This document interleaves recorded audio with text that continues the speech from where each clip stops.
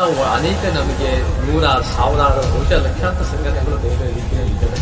ಅವರೆಲ್ಲರೂ ಕೂಡ ನಾವು ಒಂದು ವೇದಿಕೆಗೆ ಬಂದು ನಾವೆಲ್ಲ ಒಂದಿಗೆ ಒಂದು ಚರ್ಚೆ ಮಾಡಿ, ಯಾಕಂದ್ರೆ ಎಲ್ಲ ವಿಚಾರ ಅನ್ಯಾಯದಿಂದ ಯಾರೇ ನಿಂತರು, ನ್ಯಾಯಕ್ಕೋಸ್ಕರ ಯಾರೇ ನಿಂತರು ಅವರೆಲ್ಲರೂ ನಮ್ಮ ಒಂದು ಉತ್ತಮ ಸಮಾಜಕ್ಕೆ ಅವ್ರ ಕೊಡುಗೆ ಇದೆ. ಸೊ ಆ ನಿಟ್ಟಿನಲ್ಲಿ ನಾವೆಲ್ಲರೂ ಒಂದೇ ರೀತಿ ಬಂದು ನಾವು ಹೆಂಗೆ ಮುಂದಿನ ಹೆಜ್ಜೆ ತೊಗೊಂಡೋಗ್ಬೋದು ಅನ್ನೋ ಚರ್ಚೆ ಮಾಡೋದು, ಸಂವಾದ ಮಾಡೋದು ಭಾಳ ಮುಖ್ಯ ಆಗುತ್ತೆ. ಸೊ ಆ ದೃಷ್ಟಿಯಲ್ಲಿ ನಮ್ಮ ಹೌದು ಖಂಡಿತ ರಾಜಕೀಯ ಪ್ರಜ್ಞೆ ಬರಬೇಕು, ರಾಜಕೀಯ ಜಾಗೃತಿ ಮಾಡೋಕ್ಕೆ ನಾವು ಕೂಡ ಆ ಪ್ರಕ್ರಿಯೆಯಲ್ಲಿದ್ದೀವಿ. ಅದೇ ಮುಖ್ಯವಾಗಿ ನಮಗೆಲ್ಲ ಚಳುವಳಿಗಳು, ಸಂಘಟನೆಗಳು ಒಗ್ಗಟ್ಟಾಗೋದು ನಮ್ಮ ಉದ್ದೇಶ. ಸೊ ಆ ಒಂದು ಉದ್ದೇಶದಲ್ಲಿ ನಾವು ಚಿಕ್ಕನಾಯಕನಹಳ್ಳಿಗೆ ಬಂದಿದ್ದೀವಿ.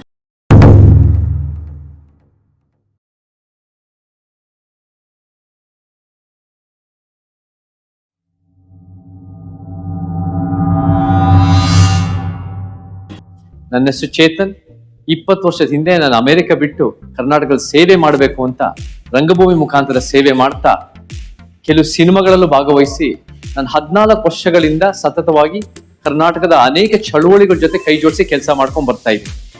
ಯಾವ್ಯಾವ ಚಳುವಳಿಗಳಂದ್ರೆ ದಲಿತ ಬಹುಜನ, ರೈತ ಕಾರ್ಮಿಕ, ಪ್ರಾದೇಶಿಕ, ಮಹಿಳಾ ಸಂಘಟನೆಗಳು, ಪರಿಸರವಾದಿಗಳು, ಭ್ರಷ್ಟಾಚಾರ ವಿರುದ್ಧ, ಯಾರ್ಯಾರು ಉತ್ತಮ ಸಮಾಜಕ್ಕೆ, ಒಂದು ಸಂವಿಧಾನ ಸಮಾಜಕ್ಕೆ ಕೆಲಸ ಮಾಡ್ತಿದಾರೋ ಅವ್ರ ಜೊತೆ ನಾನು ಕೂಡ ಕೈ ಜೋಡಿಸಿ ಕೆಲಸ ಮಾಡಕ್ಕೆ ಅವಕಾಶ ಸಿಕ್ಕಿದೆ.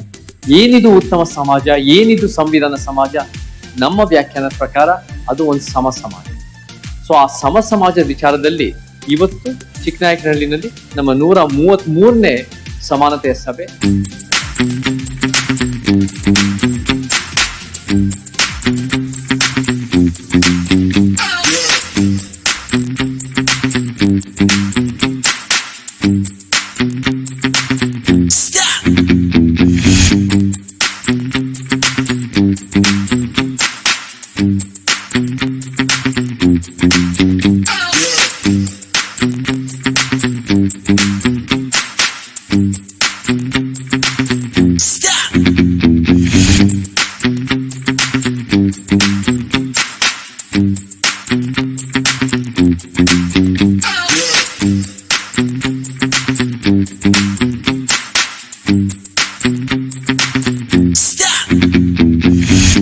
ಉತ್ತಮ ಸಮಾಜ ಕಟ್ಟಬೇಕು ಅನ್ನೋ ಕಾರಣಕ್ಕೆ ನಾವು ರಾಜಕಾರಣಿಗಳನ್ನ ಆಯ್ಕೆ ಮಾಡ್ತೀವಿ. ಆದ್ರೆ ದುರಂತ ಮತ್ತು ವಿಪರ್ಯಾಸ ಏನಂದ್ರೆ, ಅವ್ರ ರಾಜ್ಯದ ಹಿತಾಸಕ್ತಿಗಳಿಗಿಂತ ಅವರು ಸ್ವ ಅಧಿಕಾರ, ಸ್ವ ಹಣ ಮತ್ತೆ ಸ್ವ ಪ್ರತಿಷ್ಠೆಗಾಗಿ ಅನೇಕ ಬಾರಿ ಕೆಲಸ ಮಾಡ್ತಾ ಇದ್ದಾರೆ. ಇದು ಅವರ ಪಕ್ಷದ ಒತ್ತಡಗಳು ಇರ್ಬೋದು, ಇದು ಅವರ ಒಂದು ಇಚ್ಛಾಶಕ್ತಿಯ ಧೈರ್ಯದ ಕೊರತೆ, ವಿಚಾರದ ಕೊರತೆ ಇರ್ಬೋದು. ಆದ್ರೆ ಅವ್ರ ರಾಜ್ಯದ ಹಿತಾಸಕ್ತಿಗಳಿಗಿಂತ ಸ್ವ ಹಿತಾಸಕ್ತಿಗಾಗಿ ಕೆಲಸ ಮಾಡ್ತಾ ಇದ್ದಾರೆ ಅನ್ನೋದು ನಮ್ಮ ವಾದ. ಸೊ ನಾವೇನ್ ಮಾಡ್ಬೇಕು? ನೀವೆಲ್ಲ ನಿಮ್ ರೀತಿನಲ್ಲಿ ಅನ್ಯಾಯದ ವಿರುದ್ಧ ನ್ಯಾಯಕ್ಕೋಸ್ಕರ ಹೋರಾಟ ಮಾಡ್ಕೊಂಡ್ ಬರ್ತಾ ಇದ್ದೀವಿ. ನಾವು ಅದನ್ನ ಜೊತೆಗೆ ಸೇರಿ ಒಂದು ಪೊಲಿಟಿಕಲ್ ಆಕ್ಟಿವಿಸಮ್ ಮಾಡೋದು ಬಹಳ ಮುಖ್ಯ ಆಗುತ್ತೆ. ರಾಜಕೀಯ ಸ್ಥಾಪಿತ ಹಿತಾಸಕ್ತಿಗಳ ವಿರುದ್ಧ ನಮ್ಮ ಹೋರಾಟ. ಸೊ ಈ ಪೊಲಿಟಿಕಲ್ ಎಸ್ಟಾಬ್ಲಿಷ್ಮೆಂಟ್ ವಿರುದ್ಧ ನಾವು ಹೋರಾಟ ಮಾಡೋದು. ಅದನ್ನ ನಾವು ಪೊಲಿಟಿಕಲ್ ಎಸ್ಟಾಬ್ಲಿಷ್ಮೆಂಟ್ ಹೆಂಗ್ ವ್ಯಾಖ್ಯಾನಿಸ್ತೀವಿ ಅಂದ್ರೆ ಎಡ, ಮಧ್ಯ, ಬಲ. ಎಡಪಂಥಿ ಅಂದ್ರೆ ಕೇರಳದ ಪಕ್ಷ, ಒಂದು ತ್ರಿಪುರ, ವೆಸ್ಟ್ ಬೆಂಗಾಲ್ ಇರೋ ಕಮ್ಯುನಿಸ್ಟ್ ಪಕ್ಷಗಳು ಎಡಪಂಥಿ ಅಂತ ಹೇಳ್ತೀವಿ. ಬಲಪಂಥಿ ಅಂದ್ರೆ ಏನು?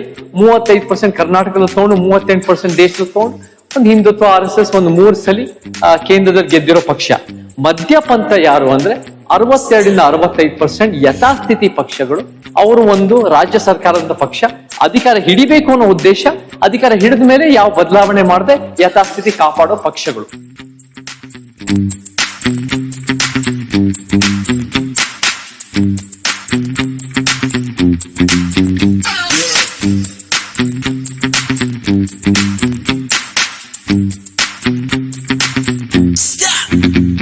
ಸಭೆಯಲ್ಲಿ ಎಲ್ಲಾ ವಿಚಾರವಂತರು, ಹೋರಾಟಗಾರರು, ಹಿರಿಯರು, ಯಾರ್ಯಾರು ಚಳುವಳಿಗಾರರು, ಯಾರ್ಯಾರು ನಿಮ್ ರೀತಿಯಲ್ಲಿ ಎಷ್ಟೋ ವರ್ಷಗಳು, ದಶಕಗಳ ಕಾಲ ಚಳುವಳಿಗಳನ್ನ ಒಂದು ಉತ್ತಮ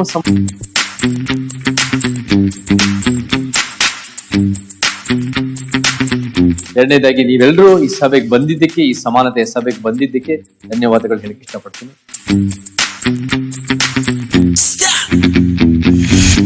ಇವತ್ತು ನಾಳೆ 3 ವರ್ಷ 2 ವರ್ಷದ ಒಂದು ಪ್ರಕ್ರಿಯೆ ಅಲ್ಲ, ಇದು ಜೀವಪೂರದ ಒಂದು ಪ್ರಯತ್ನ.